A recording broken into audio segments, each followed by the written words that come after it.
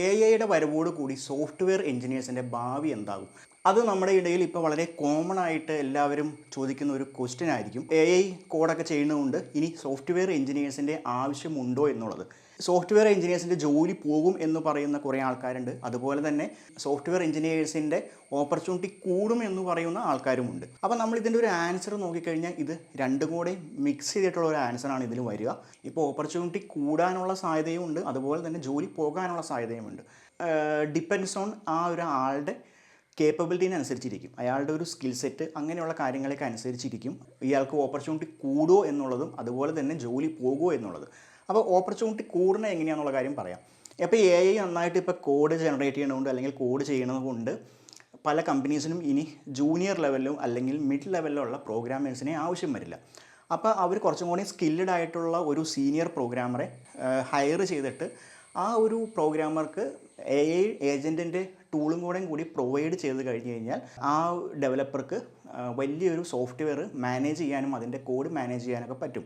അപ്പോൾ അങ്ങനെയുള്ള ഒരാൾക്കാർക്ക് സാലറി കൂടാനും സാലറി ഡബിൾ ആകാനും ഓപ്പർച്യൂണിറ്റി ഡബിൾ ആകാനൊക്കെ ഉള്ള പോസിബിലിറ്റി വളരെ കൂടുതലായിരിക്കും. കാരണം എന്താണെന്ന് വെച്ച് കഴിഞ്ഞാൽ ഒരു 20-25 അല്ലെങ്കിൽ ഒരു 50 ഡെവലപ്പേഴ്സിനെയൊക്കെ റീപ്ലേസ് ചെയ്തിട്ടായിരിക്കും ഈ ഒറ്റ ഒരാളെയും ഒരു AI ഏജൻറ്റിനെയും വെച്ചിട്ട് കമ്പനി ഓടിക്കുന്നത്. അപ്പോൾ അതുകൊണ്ട് അയാൾക്ക് കിട്ടാൻ സാധ്യതയുള്ള സാലറി കാര്യങ്ങളൊക്കെ കൂടുതലായിരിക്കും. പിന്നെ വേറൊരു ഓപ്പർച്യൂണിറ്റി എന്താണെന്ന് വെച്ച് കഴിഞ്ഞാൽ ഇപ്പോൾ സോഫ്റ്റ്വെയർ ഫീൽഡിലൊക്കെ വർക്ക് ചെയ്യുന്ന പല ആൾക്കാർക്കും പല പ്രോഡക്റ്റ് ഐഡിയാസും ഉണ്ടാവും.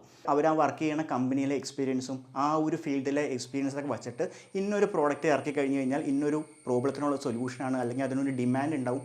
അങ്ങനെയുള്ള ധാരണയൊക്കെ ഈ വർക്ക് ചെയ്യുന്ന പല ആൾക്കാർക്കും ഉണ്ടാവും. പക്ഷേ അവർക്ക് അതൊരു പ്രോഡക്റ്റാക്കി ഇറക്കി അതിനെ മാർക്കറ്റ് ചെയ്യാനായിട്ട് ഉള്ള മെയിൻ തടസ്സമായിട്ട് നിൽക്കുന്ന അവർക്ക് ജോലിയിൽ നിന്ന് വിട്ടു നിൽക്കേണ്ടി വരും. ഒരു 6 മാസമൊക്കെ മാറി നിന്നിട്ട് അതിൽ കോഡ് ചെയ്ത് അല്ലെങ്കിൽ വേറെ ആൾക്കാരെയൊക്കെ ഹയർ ചെയ്തിട്ട് ഇപ്പോൾ വലിയൊരു പ്രോഡക്റ്റൊക്കെ ആണെങ്കിൽ ചിലപ്പോൾ ഒരു 6 മാസത്തൊക്കെ കോഡ് ചെയ്യേണ്ട ഒരു 2, 3, 4 ആൾക്കാരൊക്കെ എടുത്ത് കോഡ് ചെയ്യേണ്ട അത്രയും ഒരു സമയമെടുക്കും. ചിലപ്പോൾ ഒരു 1 ഇയർ വരെയൊക്കെ എടുക്കാം കുറച്ചും കൂടെയും വലിയ പ്രോഡക്റ്റുകളൊക്കെ ആണെങ്കിൽ. അപ്പോൾ എന്താ സംഭവം വെച്ച് കഴിഞ്ഞാൽ അത്രയും നാൾ ജോലിയിൽ നിന്ന് മാറി നിൽക്കുമ്പോൾ സാലറി കിട്ടില്ല, അങ്ങനെയുള്ള കാര്യങ്ങളൊക്കെ ഉണ്ട്. അപ്പോൾ ആ പ്രശ്നമുള്ളതുകൊണ്ട് പലരും അങ്ങനത്തെ ഐഡിയാസ് ഉണ്ടെങ്കിൽ പോലും അത് ട്രൈ ചെയ്യില്ല. അപ്പോൾ ഈ AI ഏജൻറ്റുകളും AI കോഡ് ചെയ്യുന്ന ഇതൊക്കെ വരുമ്പോൾ, പ്രത്യേകിച്ച് നമ്മളിപ്പോൾ എടുക്കുകയാണെങ്കിൽ കേസർ എന്നൊക്കെ പറഞ്ഞ AI ഏജൻറ്റ് ഉണ്ട്. അതൊക്കെ നന്നായിട്ട് കോഡ് ജനറേറ്റ് ചെയ്യുന്ന അല്ലെങ്കിൽ നല്ല കോഡിങ് സ്കില്ലുള്ള AI ഏജൻറ്റാണ്.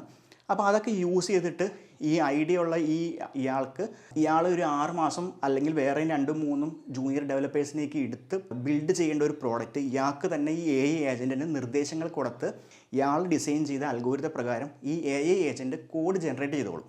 അപ്പോൾ ഇയാൾക്ക് ഒരു മാസം കൊണ്ടോ അല്ലെങ്കിൽ ഒരു 2 ആഴ്ച കൊണ്ടൊക്കെ ഇയാൾ ഉദ്ദേശിക്കുന്ന ഒരു പ്രോഡക്റ്റ്, നേരത്തെ 6 മാസമോ 1 ഇയറൊക്കെ എടുക്കാറുന്ന ഒരു പ്രോഡക്റ്റ് ചിലപ്പോൾ 1 മാസത്തിന് കൊണ്ട് റിലീസ് ചെയ്യാൻ പറ്റും. അപ്പോൾ ചിലപ്പോൾ അത് ജോലിയിൽ നിന്ന് ഇറങ്ങേണ്ട ആവശ്യം പോലും വരില്ല.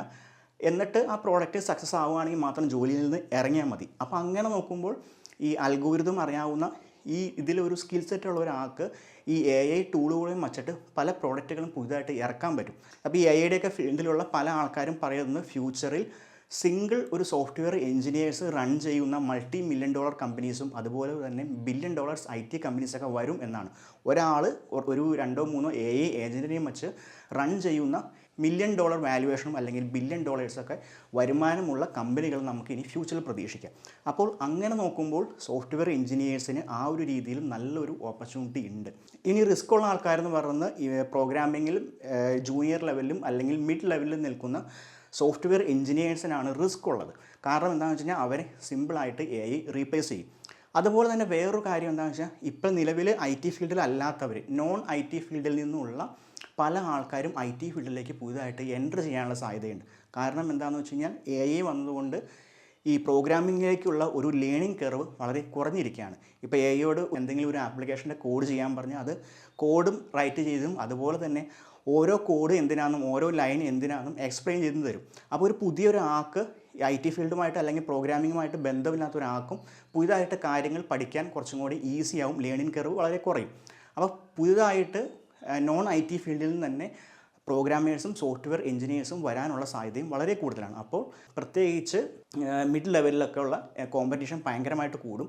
അപ്പോൾ ആ ഒരു ലെവലിൽ സാലറി കുറയാനും സാധ്യതയുണ്ട്, അതുപോലെ തന്നെ ഹയറിങ്ങിൻ്റെ എണ്ണം കുറയാനുള്ള സാധ്യതയുമുണ്ട്. അപ്പോൾ നമ്മൾ AI എങ്ങനെയായിരിക്കും സോഫ്റ്റ്വെയർ എഞ്ചിനീയേഴ്സിനെ എഫക്റ്റ് ചെയ്യുക എന്ന് നോക്കിക്കഴിഞ്ഞ് കഴിഞ്ഞാൽ ഈ ഒരു നല്ല സ്കില്ലുള്ള ഒരാളും അതുപോലെ തന്നെ ഈ ഒരു ഓപ്പർച്യൂണിറ്റി മനസ്സിലാക്കി അതിനെ ബുദ്ധിപൂർവ്വം യൂസ് ചെയ്യാൻ പറ്റുന്ന ഒരു സോഫ്റ്റ്വെയർ എഞ്ചിനീയേഴ്സിന് നിലവിൽ ഒരു സാലറിയിലൊക്കെ വർക്ക് ചെയ്യുന്ന ആൾക്ക് ഒരു മില്യണിയർ ആകാനുള്ള സാധ്യതയും വളരെ കൂടുതലാണ്. കാരണം എന്താണെന്ന് വെച്ച് കഴിഞ്ഞാൽ അവർക്ക് അൽഗോരിതത്തിനെ പറ്റി ധാരണയുണ്ട്.